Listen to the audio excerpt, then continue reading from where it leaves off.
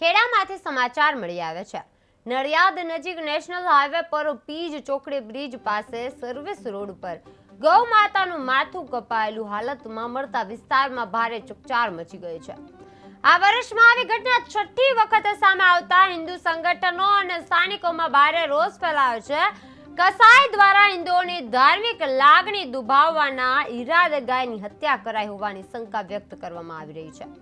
અગાઉ પણ આ સ્થળે જ ગાયોને કાપી ફેંકવાની ઘટનાઓ બનતી રહી છે। જાગૃત નાગરિકે વસો પોલીસને જાણ કરતા પીઆઈ સોનલ ચાવડાની ટીમ ઘટના સ્થળે પહોંચી છે અને તપાસ શરૂ કરી હતી। પોલીસ તરફથી કૂતરા દ્વારા ગાયને ખેંચી લાવવામાં આવી હોવાની શક્યતા વ્યક્ત કરવામાં આવી છે। જ્યારે હિન્દુ સંગઠનોએ વારંવાર આવી ઘટના બનતા પાછળ ષડયંત્ર હોવાનો આરોપ લગાવી કડક કાર્યવાહી કરવાની માંગ કરી છે। મારું નામ રાજન ત્રિપાઠી છે। હું હિન્દુ ધર્મસેના ગુજરાત પ્રદેશનો પ્રમુખ છું। રાજનભાઈ, કઈ જગ્યાએ અત્યારે શું મળ્યું છે અને શાના માટે આપ સૌ લોકો ભેગા થયા? અહીંયા નડિયાદ હાઈવે છે, નેશનલ હાઈવે નંબર 8, ત્યાં પીચ ચોકડી વિસ્તાર છે। એની વસોની હદમાં એક ગૌવંશ મળેલું છે કપાયેલી હાલતમાં, જેનું ગળું અને 4 પગ ખાલી છે, બાકી પેટનો ભાગ, એના આંતરડા કે બાકીનું કોઈ અંગ છે નહીં।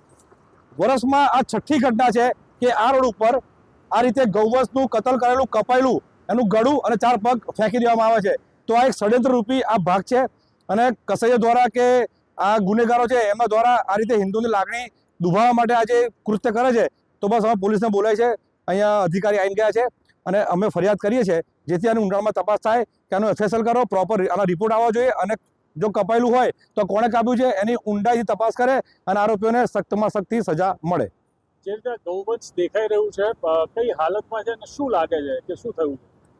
આજે ગૌવંશને જોતા તો એવું જોઈને ક્લિયર ખબર પડે કે આ કોઈ કસાઈએ ધારદાર હથિયારથી એના હાડકા કાપીને એનું માંસ કાઢીને વેચ્યું છે અને હાડકાનો પર ધંધો કર્યો છે અને ગળું અને ખાલી 4 પગ માત્ર છોડ્યા છે। અને આ વર્ષની છઠ્ઠી ઘટના, ફરીવાર કહું છું, વર્ષમાં આ છઠ્ઠું ગૌવંશ આ રોડ ઉપર આ જ હદમાં દેખાયું છે। તો આ કોઈ જાણી જોઈને કરે છે, એટલે યોગ્ય તપાસ કરવી આની।